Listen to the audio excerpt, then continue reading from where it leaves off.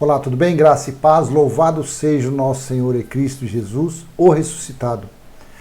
Vamos a mais uma mensagem a respeito da sã doutrina, a respeito da graça de Deus, a respeito das boas novas do Cristo ressuscitado. Não do Jesus de Nazaré, o judeu que veio para cumprir a lei de Moisés e, em sua morte, resgatar os que estavam debaixo da lei. O qual a religião, já se fazem quase 2000 anos, ainda continuam colocando os seus fiéis, os seus seguidores, nas práticas das maldições da lei mosaica. Vamos ler. O tema deste vídeo é: para que dons, se Deus está em nós? Para que você precisa de dons, se o Criador de todas as coisas, o Senhor, que é o Espírito, está no Espírito dos eleitos? Você não acredita? Então fique comigo até o final desse vídeo e vamos ver mensagens, textos, versículos que, concatenados com outros, dão um entendimento claro como isso já aconteceu. Efésios capítulo 4, versículo do 7 ao 16. Eu te convido a ler comigo. Estou usando a tradução Nova Almeida Atualizada, que na verdade é a Almeida Revista Atualizada, e esta é a mais atualizada. Versículo 7 de Efésios capítulo 4. E a graça foi concedida a cada um de nós, segundo a medida do dom de Cristo. Por isso, diz, quando ele subiu às alturas, levou cativo o cativeiro e concedeu dons aos homens. Ele reivindicou, quando ele ressuscitou, ele reivindicou os espíritos dos eleitos que ficavam antes da cruz, antes da ressurreição de Cristo. Eles ficavam aprisionados no Hades, no Sheol ou no inferno. Por quê? Inferno é sepultura. Inferno não é nada de lago de fogo, isso é metáforas. Jesus reivindicou os cativos e o cativeiro. Então, não mais, devido a ele ter levado o cativo e o cativeiro, não ficam mais ninguém retido na morte adeana, na morte do Hades, no Sheol ou no inferno, ou na sepultura, porque ele reivindicou esse direito. Quando um eleito, um filho de Deus, ele tomba, ele dá-se fim à sua vida terrena, esse véu que envolve o espírito que está aqui dentro, quando esse véu perde a força e se acaba, instantaneamente o espírito se descola do corpo, da matéria e volta para o Pai e reina eternamente. Por quê? O espírito não passa por condenação, por julgamento, porque o espírito ele já era conhecido de Deus antes mesmo da fundação do mundo, antes mesmo dos tempos eternos. Paulo fala sobre isso. Então, versículo 9. Ora, o que quer dizer ele subiu, senão também havia descido até as regiões inferiores da terra? Versículo 10. Aquele que desceu é também o mesmo que subiu, acima de todos os céus, para encher todas as coisas. Todos os céus. O que significa no plural céus? Porque muitas passagens, diversas passagens na Bíblia, esse céu, vai acontecer nisso. Isaías 14, 12 diz que Lúcifer, que eu já tenho um vídeo a respeito disso, que na verdade era o rei da Babilônia, que ele ia subir num lugar mais alto do céu. Do céu. O céu é essa atmosfera, quando você olha para cima, assim, sem nuvem, que você vê aquela parte azul, ali é um céu. O firmamento, que é a parte escura, que onde estão as estrelas, os planetas, ali é o segundo céu. E o terceiro céu é onde? Mas isso você tem que ser uma pessoa de fé. Uma pessoa... Aonde está? Está na região onde Deus habita. Na verdade, ele habita nos espíritos dos eleitos, mas é a região suprema, a maior, a região superior, é o terceiro céu. Aonde Paulo foi levado, onde fala lá em 1 Coríntios, capítulo 12, versículo do 1 em diante, 2 Coríntios 12, fala que ele foi arrebatado no terceiro céu e ouviu coisas indizíveis, que foi A graça de Deus, a sã doutrina que ele veio trazer, trouxe para o povo gentil, o qual eu e você acredito que faça parte, se você não for judeu. Então, são os terceiro céu, primeiro céu, terceiro, segundo céu e o terceiro céu. É a maior altura. Então, vamos continuar. 10. Aquele que desceu é também o mesmo que subiu acima de todos os céus, para encher todas as coisas. Versículo 11. Ele é o mesmo, e ele mesmo concedeu uns para apóstolos, presta atenção, e ele mesmo concedeu uns para apóstolos, outros para profetas, outros para evangelistas e outros para pastores e mestres. Versículo 12. Com vistas, veja para que foi dado dons aos homens, com vistas ao aperfeiçoamento dos santos, para o desempenho do seu serviço para a edificação do corpo de Cristo. Qual era o serviço, qual era a obrigação dos discípulos, dos que pregavam a sã doutrina, a graça de Deus, as boas novas, não a lei de Moisés? Foi dado esses dons não para pregar a lei de Moisés. Paulo não pregava a lei de Moisés. Barnabé não pregava, Apolo não pregava. E eram pessoas que veio de lá, vieram da lei, das práticas judaicas. Eles foram ensinados, eles foram doutrinados nas leis, e eles veio para a graça. Receberam dons para quê? Para preparar o corpo de Cristo para o juízo que havia de vir em breve. Quando Paulo recebeu a visão na estrada de Damasco do Cristo ressuscitado em forma de luz, quando falou Paulo, você foi escolhido, você foi separado para levar o evangelho, as boas novas, ao povo gentil, aos reis, príncipes, romanos, gregos. Lhe foi dado dom. Foi dado dom a Barnabé, foi dado dom a Apolo, foi dado dom a Timóteo, a Tito, Filemon e vários, os irmãos, eles tiveram dons. Uns para pastores, outros para bispos, outros para evangelistas, outros para mestres, com vistas o quê? Ao aperfeiçoamento dos santos, a pregar as boas novas, avisando que o juízo de Deus já estava às portas, que o dia do Senhor já estava para ocorrer. Quando não respeitam para quem foi dado esses dons, em que época, então fica essa loucura por aí.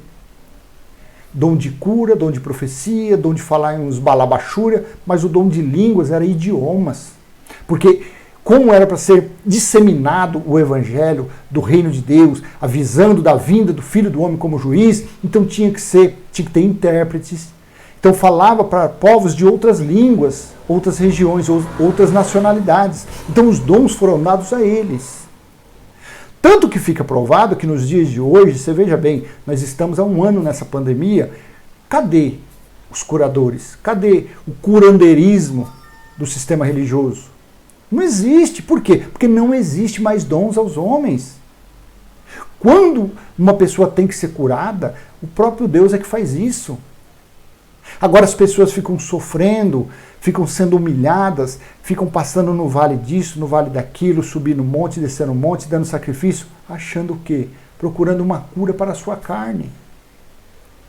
Isso não interessa, porque Deus não trata com coisas da carne. Aí você fala assim, quer dizer então que um canceroso não pode ser curado? Lógico que pode. Se você usar a fé como convém, se você confessar a fé como convém, e for um parente seu, ele vai ser liberto disso aí imediatamente. Não tem hora marcada para a cura. Não tem dia, hora marcada para a cura. Mas a fé que você tem que professar é a fé espiritual. Não essa fé carnal, não essa fé que crê no que um homem fala, no que um teólogo fala. Não, isso daí não cura. Isso daí eles procuram curar a carne da pessoa. Mas aqui, não muda nada. Continuam ainda que Jesus vai voltar. Não acreditam na escatologia consumada. Não acreditam que esses dons foram dados somente para preparar os irmãos, os santos que herdariam a salvação no ano 70. Para isso foi dado os dons, para preparar os irmãos para aquela época. Com vistas, versículo 12, com vistas ao aperfeiçoamento dos santos para o desempenho do seu serviço, para a edificação do corpo de Cristo. Versículo 13. Agora eu vou te perguntar, nesse mesmo versículo aqui, você acha que isso serve, esse versículo se encaixa nos dias de hoje? Aonde você viu numa chamada igreja, num templo desse, numa sinagoga deles, eles ensinando Cristo ressuscitado? Aonde? Aí você vai falar, não, mas todo primeiro domingo lá na minha igreja tem a Santa Ceia do Senhor. Santa Ceia de quê? Do Senhor. Você comparar, você querer pegar um pedaço de pão feito por um perturbado, uma pessoa que não tem comunhão com ninguém, com nada, e você comparar aquilo com o corpo do nosso Cristo ressuscitado? Você pegar um golinho de suco de uva do mais baratinho e você querer comparar aquilo com o sangue de Cristo? Ah, mas é apenas uma representação. Não é uma, isso é uma profanação. Como você vai querer a cura espiritual da sua mente se você continua nessa velhice, na caducidade da letra? Porque o pão e o suco é uma representação muito frajuta, muito desqualificada da Páscoa judaica. Mas Cristo, na sua morte, ele resgatou os que estavam lá atrás. Como você vem dizer que você tem comunhão praticando uma obra que Jesus te tirou de lá? Uma figura de linguagem, porque você não tem 2000 anos. Mas tirou as pessoas, os que estavam lá, os eleitos, tirou de lá, para não praticar essas coisas. Se essas coisas santificassem alguém, se dízimo, que nunca foi dinheiro, santificasse alguém, que oração, essas orações que fazem por aí, santificasse alguém, então os fariseus seriam salvos. Os saduceus, os judeus, que eram contrários a ele daquela época, teriam passado do juízo para a salvação. Então, como que eles podem aperfeiçoar o corpo de Cristo pregando o Velho Testamento? Pregando as maldições da lei de Moisés, com vistas ao aperfeiçoamento dos santos para o desempenho do seu serviço. Como? Como que eles vão preparar obreiros, evangelistas, pastores, mestres, com a teologia que vive da lei de Moisés? Não tem a mínima condições. Essas pessoas aqui, eles não pregavam mais, eles viviam, eles estavam no ambiente, eles estavam naquela atmosfera da lei, do judaísmo. A luta lá era muito ferrenha, a graça contra o judaísmo. Hoje em dia não existe mais essa luta, porque é tudo judaísmo, é tudo lei de Moisés. Esses lugares que chamam de igreja, na verdade, são sinagogas, porque eles pregam a lei de Moisés. Por isso que não há mais combate. Por isso que quando aparece uma pessoa falando da graça de Deus, eles dizem, olha, tá vendo? Mais um herege. Olha aí o anticristo chegando. Olha aí o filho da perdição. Meu amado, se eu fosse uma pessoa, um anticristo, um herege, não, herege eu sou com muita honra. Porque eu sou um herege, é uma pessoa, é alguém que é contra um dogma ou doutrina. Eu sou totalmente contra a doutrina da religião, então eu sou um herege. Você acha que se eu fosse um perturbado, porque eu falo essas coisas, eu já não teria mudado de vida? Mas foi aí que eu encontrei minha paz. Foi pregando essas coisas, foi lendo essas coisas, foi passando à frente o conhecimento que Deus me deu paz. E eu vivo de fé em fé todos os dias. Tenho paz, justiça e amor no Espírito Santo. É essas coisas que a gente vem, porque a gente está vivendo o reino de Deus. Quem confessa o Cristo ressuscitado vive no reino de Deus. Nesta terra, não espere a por vir não, porque por vir é a vida eterna. Então, voltando aqui, não há a mínima possibilidade de se preparar um corpo de santos, semelhante a Cristo, pregando a lei de Moisés. Ué, se ele morreu para resgatar os que estavam lá, então não funciona. Versículo 13. Até que todos cheguemos à unidade da fé e do pleno conhecimento do Filho de Deus. Pleno conhecimento do Filho de Deus. Será que mergulhar uma pessoa numa piscina, menosprezando, profanando o sangue dele que batizou a todos naquela cruz? Paulo disse em Romanos, capítulo... Olha aqui, deixa eu voltar, porque eu estou usando esse programa aqui, é muito maravilhoso. Aqui, ó. Romanos, cadê aqui? Romanos, versículo 6. Capítulo 6, versículo 3 e 4. Vou colocar na Almeida Corrigida Fiel, que eles dizem que é a mais fiel. Romanos capítulo 6, versículo 3. Ou não sabeis que todos quantos fomos batizados em Jesus Cristo, fomos batizados na sua morte? De sorte que fomos sepultados com ele pelo batismo na morte, para que, como Cristo foi ressuscitado dentre os mortos, pela glória do Pai, assim andemos nós também em novidade de vida. O andar em novidade de vida é dízimo? O andar em novidade de vida é submonte? O andar em novidade de vida é praticar jejum? É óleo na cabeça? Isso é viver novidade de vida? Não, ou não sabeis que todos quantos fomos batizados em Jesus Cristo, fomos batizados na sua morte. Todos que nasceram depois da cruz foram batizados, já nasceram batizados. Menos o filho da perdição, que o filho da perdição está por aí. Está por aí. Ele não tem o Espírito de Deus. Ele apronta, para ele não acontece nada. Por quê? Porque ele é um bastardo, ele não é um filho legítimo. Então, vamos voltar lá onde nós estávamos. Efésios, vou voltar na Nova Almeida atualizada, Efésios, vamos continuar. Então, até que todos cheguemos à unidade da fé e do pleno conhecimento do Filho de Deus, ao estado de pessoa madura, à medida da estatura e da plenitude de Cristo. Olha como que a pessoa... Para que foram dados os dons? Para fazer as pessoas serem assim. Agora, uma pessoa que fica dentro de uma chamada igreja, fazendo fofoca, pegando roupa velha, em vez de doar, vendendo, como bazar gospel, tomando 10% do salário mínimo que um trabalhador passa o mês todinho para ganhar, pedindo 10% do vendedor de latinha, do que cata papelão. Isso é fazer uma pessoa chegar ao pleno conhecimento do Cristo? É isso? Mergulhando a pessoa numa água cheia de cloro, dizendo que aquela água está purificando, e o sangue de Jesus que verteu na cruz, aonde fica? Fica aonde? Para que não mais sejamos como crianças, arrastados pelas ondas e levados de um lado para outro por qualquer vento de doutrina, pela artimanha das pessoas, pela astúcia com que induzem ao erro. Eu quero ler esse versículo na Bíblia Viva. Tem a 2007 e 2002. Vou na 2007. Então não seremos mais como crianças, sempre mudando nossa ideia a respeito daquilo que cremos, porque alguém nos diz uma coisa diferente ou habilmente mentiu para nós. É isso que a religião faz. Elas mentem de uma forma hábil, de uma forma profissional, e fez que a mentira soasse como verdade. É assim que as pessoas vivem por aí. Elas estão no engano, na mentira, tendo essas coisas como verdade.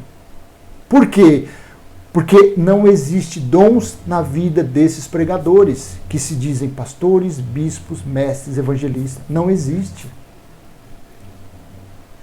Só há 3 dons que são eternos. Eu vou ler mais para frente. Só há 3 dons que são eternos. O amor, não é a esperança, a fé e o principal deles, o amor. Esses 3 são eternos. O resto já se foi. Fique mais um pouquinho. Eu vou te mostrar aonde está escrito isso. Que os dons teve prazo determinado, teve prazo de validade. Então vamos continuar. Mas, seguindo a verdade em amor, cresçamos em tudo naquele que é o cabeça, Cristo. Crescemos naquele que é o cabeça, Cristo. Aonde você frequenta, o cabeça lá é Cristo? Ou é o pastor presidente? Ou é o bispo que mora, tem uma mansão lá em Miami, que dá todas as ordens? O cabeça é Cristo? Ou é aquele só porque tem as pessoas chamam ele de mestre, rabi, chamam ele de apóstolo? Ele chega cercado de seguranças, nem olha para as suas vítimas. Isso daí mas seguindo a verdade e amor, cresçamos com os dons naqueles dias, em tudo naquele que é o cabeça, Cristo. Versículo 16. De quem todo o corpo bem ajustado e consolidado pelo auxílio de todas as juntas, segundo a justa cooperação de cada parte, efetua o seu próprio crescimento para a edificação de si mesmo em amor. Então, meus amados, quando ele disse,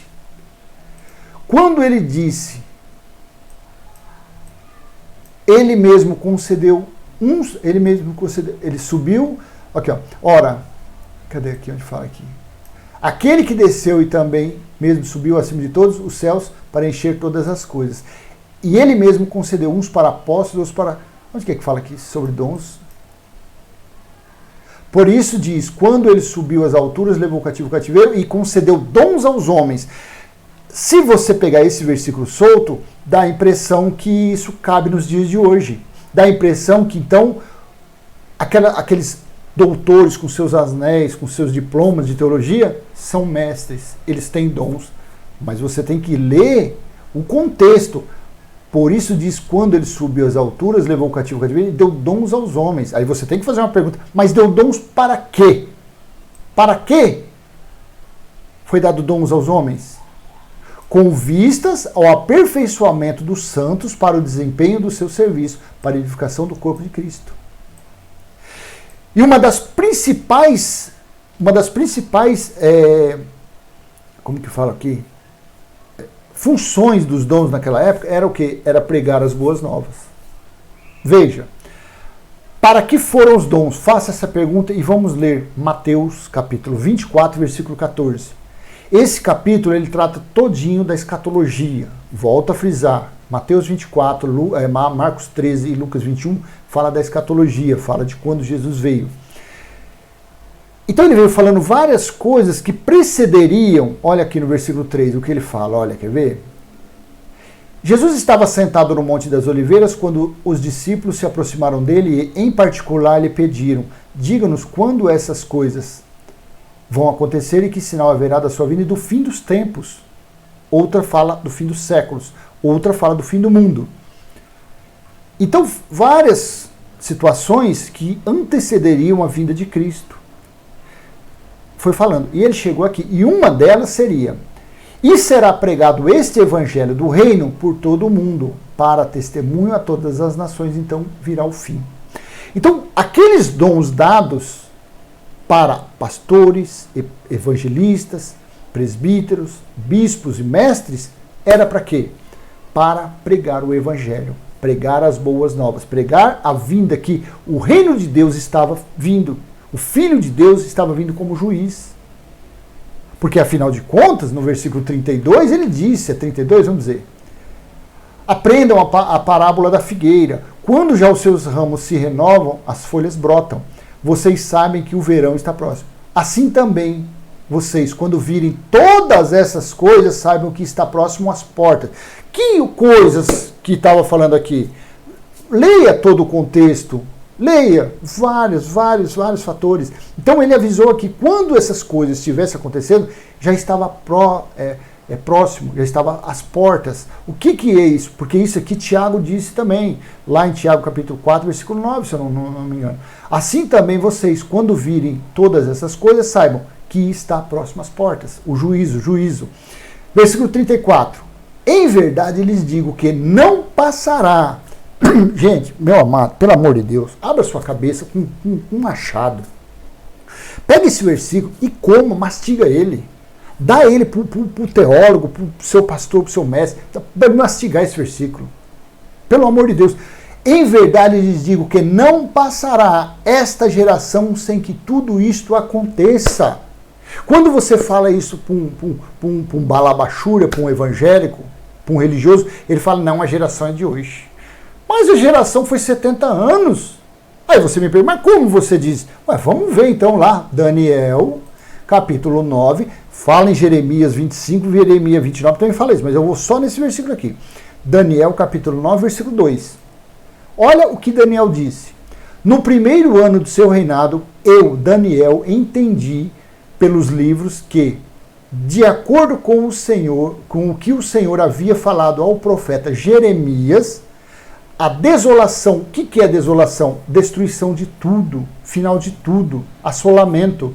A desolação de Jerusalém iria durar 70 anos. Uma geração são 70 anos.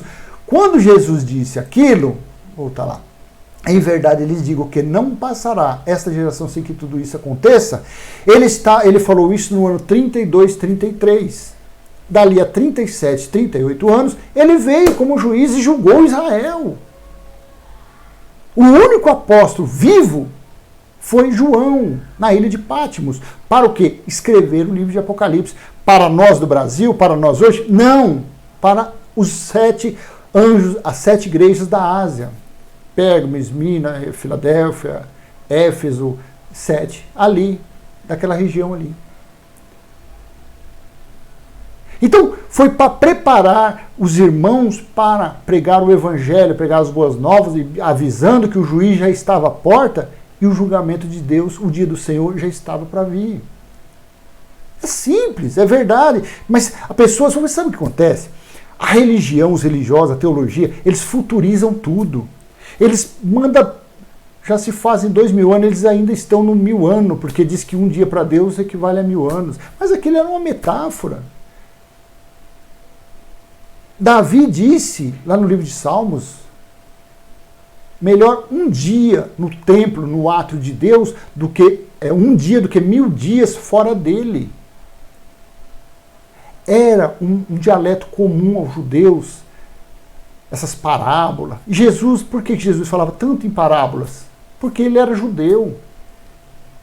Então, os dons dados aos homens foram para aqueles dias, foram para aquela geração. Vamos continuar. Mas Paulo disse que naquela geração foi pregado o evangelho em todo o mundo. O evangelho em todo o mundo. Os dons teve fim. Mas aí eu esqueci de colocar aqui nas anotações, mas eu vou direto aqui. Ó. Eu não vou ler, tem várias passagens, mas eu vou só nessa daqui. Ó. Colossenses capítulo 1, versículo 23. Vamos lá. Olha o que o apóstolo dos gentios disse, Paulo.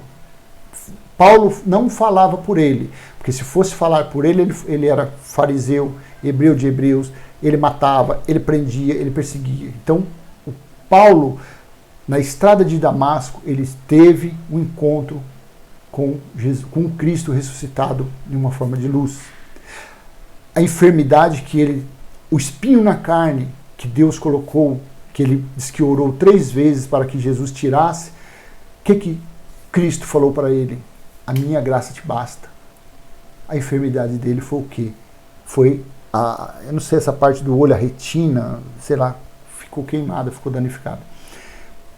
Provavelmente foi isso. Então, olha o que ele falou. Vamos ver se a gente consegue ler um pouco. Do 21 em diante. Ó. E vocês que no passado eram estranhos e inimigos no entendimento pelas obras más que praticavam, agora, porém, ele os reconciliou no corpo da sua carne, mediante sua morte, para apresentá-los diante dele santos, inculpáveis e irrepreensíveis. 23. Se é que vocês permanecem na fé, alicerçados e firmes, não se deixando afastar da esperança do evangelho que vocês ouviram e que foi pregado a toda criatura debaixo do céu, e do qual eu, Paulo, me tornei ministro. Eu te pergunto, o evangelho foi pregado ou não foi pregado? As boas novas foi pregado ou não foi? Claro que foi. Claro que foi. Então aqueles irmãos, eles foram preparados, eles foram, os dons estavam na vida deles, para eles falarem outros idiomas, para eles curavam, eles profetizavam. Foi para preparar o corpo de Cristo, que era a igreja. A igreja são vidas, para preparar as vidas que formariam a igreja dele, e qual ele era o cabeça. Então, e se vocês permanecem na fé, se é que vocês permanecem na fé, alicerçados e firmes, não se deixando afastar da esperança do evangelho que vocês ouviram e que foi pregado a toda criatura debaixo do céu, e do qual eu, Paulo, me tornei ministro, Então o evangelho foi pregado. Essa conversa de vamos pregar o evangelho para que quando nós pregarmos o evangelho a toda criatura, Jesus volte. Como que vai pregar o evangelho se todo milésimo de segundo no universo, no globo terrestre, nasce uma criança, nasce uma pessoa? E aí? Aí tem que esperar aquela criancinha crescer, nascer, com 12 anos. Aí eles dizem, agora pronto, agora ele já tem entendimento, vamos jogar ele dentro de uma piscina, lavar ele e pronto, purificar ele. Mas aí, no outro milésimo, nasceu outro, e nasceu outro, e nasceu outro, e nasceu outro. Por isso que Jesus não volta, meu amado. É uma conta que não fecha, não bate, porque ele já veio. Ele já estabeleceu a Nova Jerusalém espiritual dentro dos eleitos, dentro dos filhos dele. Então, esse negócio de pregar o evangelho a toda criatura foi pregado no mundo habitado daquela época, daqueles dias. Antes do quê? Do juízo de Deus. Por isso que os dons para preparar, eu estou sendo repetitivo, porque a gente tem que falar para que falando, aquilo entra na cabeça e a gente fique sempre entenda o sentido da coisa. Então o evangelho foi pregado naquela época. O que falam por aí são balela. É porque eles, a teologia ensinou eles para viverem do evangelho. Mas no original, no Códice Sinaítico, no manuscrito mais antigo, está aquele que prega o evangelho, que viva o evangelho, não do. Então eles estão nesse do. Vamos viver do evangelho e está aí tosquiando, roubando, mentindo, enganando, fraude, e inventam cura com hora marcada e libertação. A vergonha que eles estão passando aí. É que eles não têm vergonha na cara, então eles não passam vergonha aí. O ano passado fecharam as sinagogas deles, voltou, e o povo, meu Deus, o povo volta tudo frequentar esse lugar de novo. Agora fechou de novo, e eles estão por aí. Eles não ligam, por quê? Na hora que fizer assim, ó, enche de ovelhinha lá, dando 10%, 20%, aí eles falam uns balabachura, uns cantarábia, pronto, o pessoal, olha. Imagine se um metido desse que diz que tem dom da cura, se ele tivesse dom da cura mesmo, como seria proveitoso nas filas dos hospitais, nos corredores, dentro das ambulâncias que estão colocando corpos por falta de...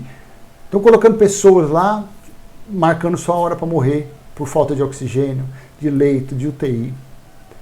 Já pensou se no mundo hoje, imagine você, desce na BBC de Londres, na CNN, no Jornal Nacional, no Fantástico, que apareceu um que está curando o povo da Covid-19. Não é nem Covid-19, o bichinho agora está tão fortinho que já transformou em outro nome. Já pensou como seria? Olha, algo extraordinário. Olha, lá na Tailândia, tem um abençoado lá que começou a curar. Aí ia lá a reportagem e ele falava assim, em nome de Jesus, levanta e anda, larga esse oxigênio, larga essa seringa e as pessoas começaram a se curar. Eles passam vergonha.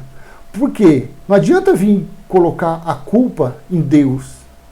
Ah, Deus não cura, Deus não cura. A parte do Pai ele fez. A parte dele ele fez. Primeiro, deu o seu filho e disse, a obra que vocês devem fazer é crer naquele que foi crucificado e ressuscitou o terceiro dia. O povo quer isso? Não. Eles vivem buscando coisas lá de trás. A segunda coisa ocorreu no ano 70. Deu-se fim ao símbolo maior da lei de Moisés, que era o quê? O templo que havia em Jerusalém. Estabeleceu a nova Jerusalém espiritual. E ele mesmo está em nosso espírito, nos conduzindo, nos exortando, nos consolando, nos edificando. E aí? As pessoas não dão valor. As pessoas têm o poder dentro dela. As pessoas têm o Deus, o Criador, dentro dela e fica atrás da mão de um pastor. Fica atrás de tomar uma água ungida, uma vassoura, um lenço ungido. E não toma posse, não toma posição de filho no reino celestial de Cristo. Aí você diz, mas como pode? Eu sou carne, minha carne, eu sou pecador, não sei o que lá.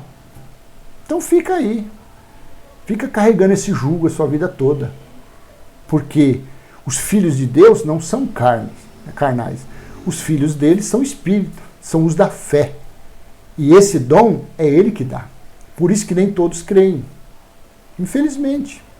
Aí aparece por aí, chamando de herege, de falso profeta, de mentiroso. Por quê? Porque são carnal. Eles não têm o espírito da fé, ou eles não têm o dom da fé. Porque a esperança, a fé e o amor são eternos. Então, foi pregado o evangelho. Então, foi para isso. Veja, 1 Coríntios, capítulo 13.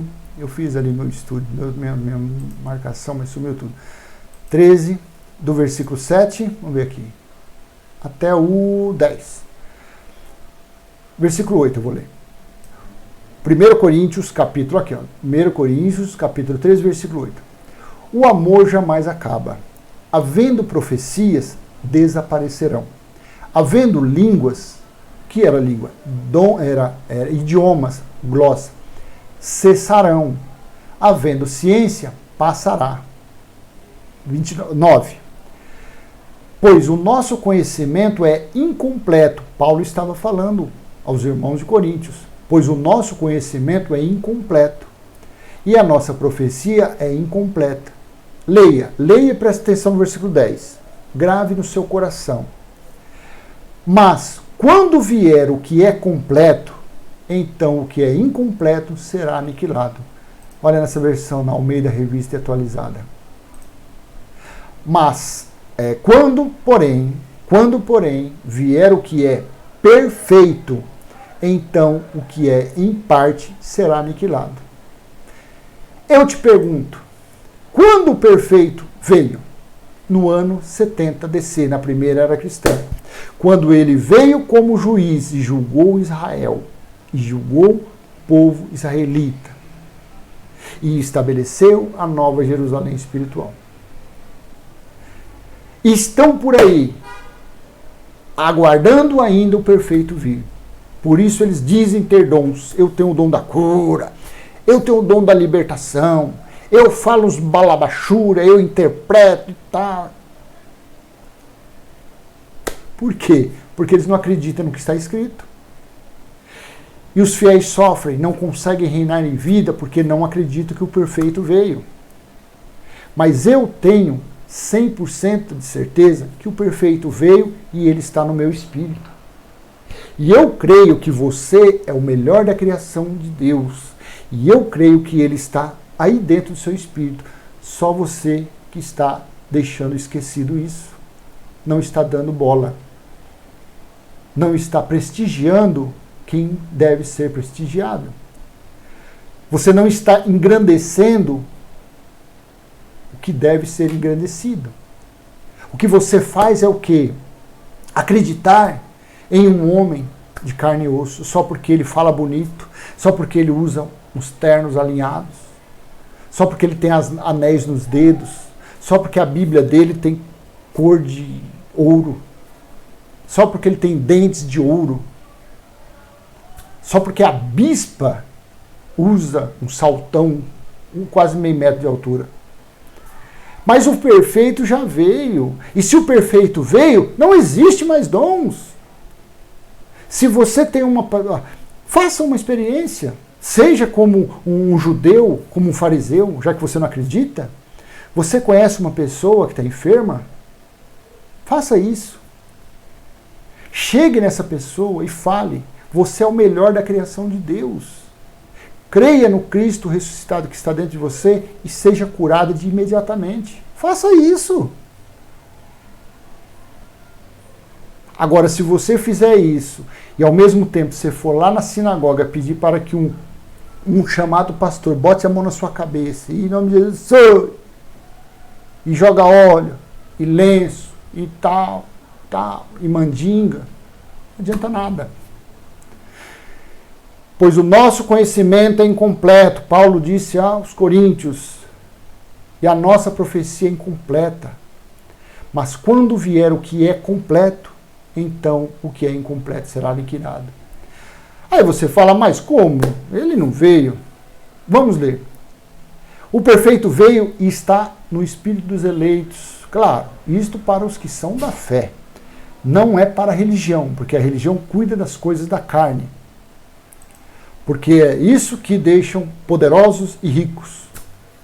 Capítulo 21 de Apocalipse. Vamos ler do versículo 1 ao versículo 6. Creia, leia e creia no que está escrito. E vi novo céu e nova terra. Isso foi já no final de Apocalipse, quase. Depois só tinha o capítulo 22. João estava espírito na ilha de Patmos para escrever, porque, afinal de contas, havia chegado o dia do Senhor. Aqui, ó. 10. Ó, no 9 que ele fala, ó. Eu, João, irmão e companheiro de vocês na tribulação, no reino e na perseverança em Jesus.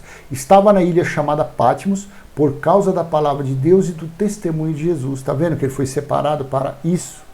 Para testemunhar? Versículo 10. Achei-me no Espírito. Olha essa versão aqui. Olha como ela fica mais clara na Almeida Corrigida Fiel. Eu fui arrebatado no Espírito no dia do Senhor. Olha só. E ouvi de trás de mim uma grande voz como de trombeta. Sabe o que é a religião? Sabe o que é a teologia? Sabe o que Lutero? Sabe o que eles falam desse versículo?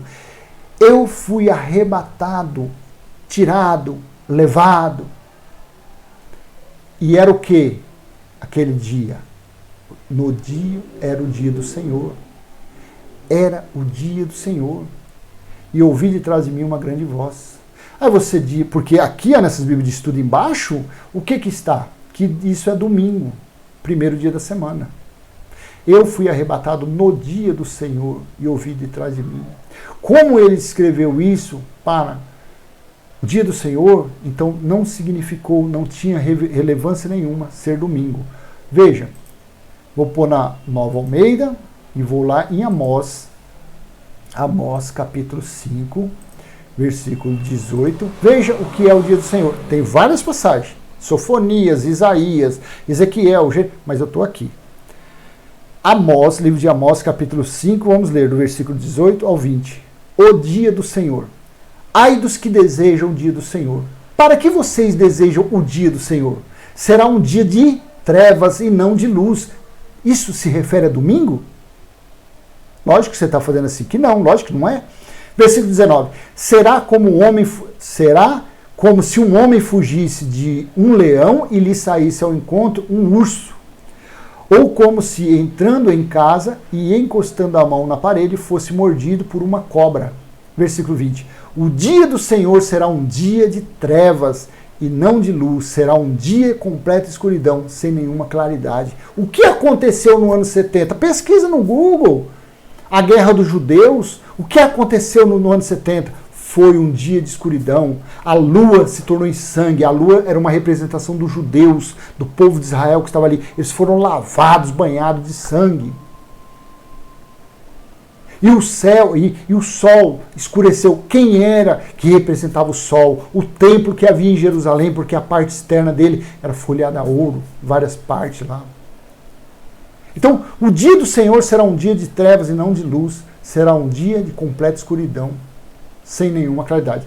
Como que eu posso, tendo conhecimento desse versículo, eu posso dizer que achei-me no Espírito no dia do Senhor, achar que isso aqui é um domingo?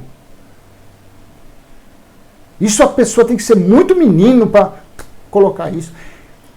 E eu não descobri o Brasil, eu não descobri a América. Isso está escrito há séculos aqui. Mas eu pedi para Deus, eu estava num lugar chamado igreja e eu falei, sério, falei, Senhor, eu quero entender, eu quero aprender do Senhor. E entender, eu falei para outra pessoa, eu falei, irmão, eu quero aprender, eu vou estudar porque eu quero saber o porquê não acontece mais milagre nos dias de hoje, porque não existe mais curas nos dias de hoje. Já se fazem 2 anos. E Deus vem me dando, vem me ensinando de vírgula, ponto, 2 pontos, ponto e vírgula. De pouquinho em pouquinho, de fé em fé. Então, hoje eu vejo claramente, hoje não, eu acho que é 38 ou 40 Bíblias de estudo. E todas elas aqui diz que esse dia do Senhor se refere ao domingo, ao primeiro dia da semana. Então, pelos acontecimentos de Apocalipse que você vai lendo, Apocalipse 13, 17, 19, você vê que esse dia do Senhor era o dia do juízo, era o julgamento de Deus que havia chegado. Então, vamos voltar lá. Por que o tema é para que dons se Deus está em nós? Por que eu coloquei esse tema? Para que dons? Para que dons se Deus está em nós? Veja, então João estava ali, ele foi arrebatado e ele viu todas essas coisas. E vi novo céu e nova terra, pois o primeiro céu e a primeira terra passaram, e o mar já não existe. Veja, isso daqui são metáforas, são figuras de linguagem. Não é porque ele estabeleceu a Nova Jerusalém que ele tirou o mar da terra, não. Isso era uma forma espiritual de falar. João estava em espírito vendo essas coisas. Versículo 2. Vi também a cidade santa, a nova Jerusalém, que descia do céu da parte de Deus, preparada como uma noiva enfeitada para o seu noivo. Tem outras aqui que fala marido, seu esposo. Versículo 3. Então ouvi uma voz forte que vinha do trono e dizia: eis o tabernáculo de Deus com os seres humanos. Deus habitará com eles, eles serão povos de Deus, e Deus mesmo estará com eles, e será o Deus deles. Vou pôr na NVI, vamos ler. NVI, esse versículo 3. Ouvi uma forte voz que vinha do trono e dizia: agora o tabernáculo de Deus está com os homens. Como, meu amado, que eu não vou acreditar que Deus está no meu espírito? Como eu não vou acreditar que é Ele que está aqui pronunciando essas palavras para você ouvir? Como eu não vou crer nisso? Se está escrito. Como que eu vou futurizar isso, dizendo que isso vai acontecer daqui a 10 mil anos, 5 mil anos?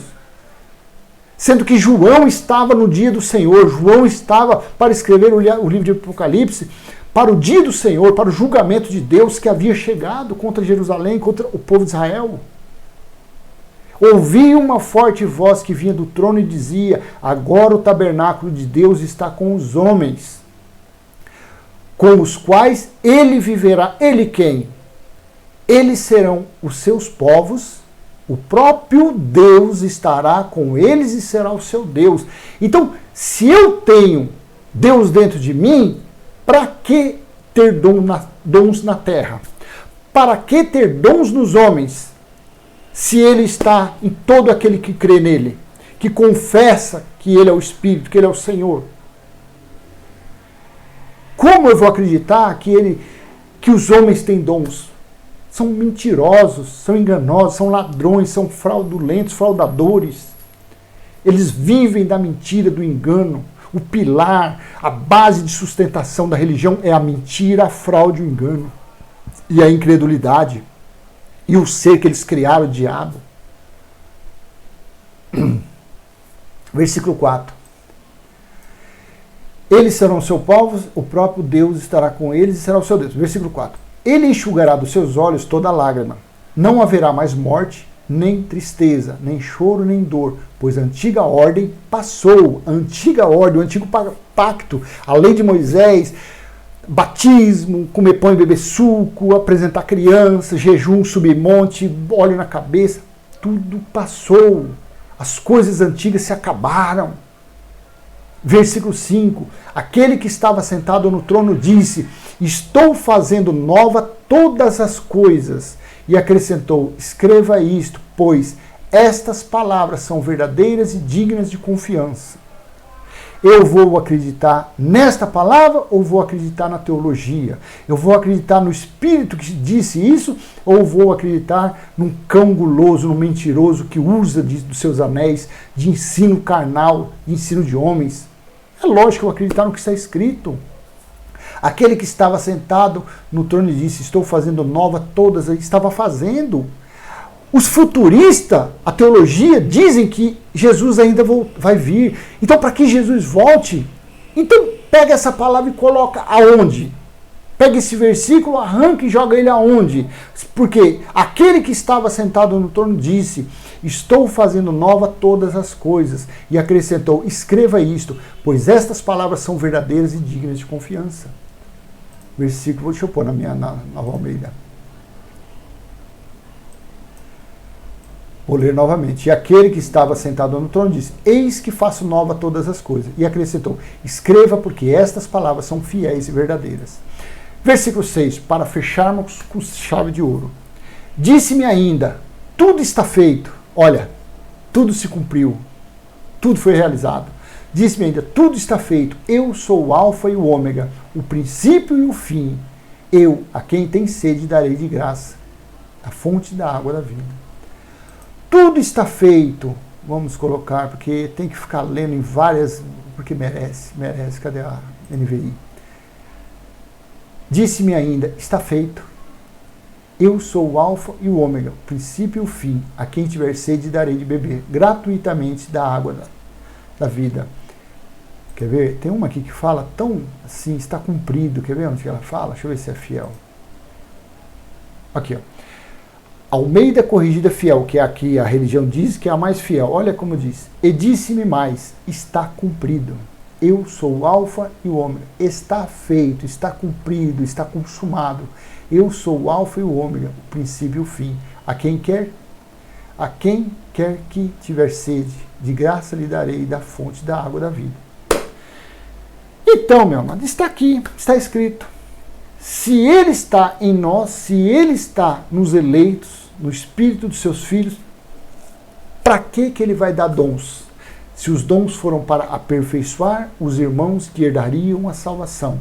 Para que Ele vai dar dom nos dias de hoje, se todos que nasceram depois do juízo do ano 70 já foram agraciados com a vida eterna no Espírito? Os filhos e os eleitos. O filho da perdição está por aí. Não tem o Espírito de Deus. Então, para que dons se Deus está em nós? Amém? Deixo essa mensagem, espero que ela tenha sido útil e se foi, dê um like, compartilhe, se inscreva no canal. Vamos levar adiante a mensagem da sã doutrina. Deixe que a religião, que a teologia sapateie, pula e grita e fala os balabachures, deixe eles para lá. Vamos reinar em vida, porque o reino de Deus é paz, amor, paz, justiça e amor no Espírito Santo. Amém? Graça e paz. E saiba, você é o melhor da criação de Deus. Até a próxima, se Deus assim permitir. Tchau, tchau.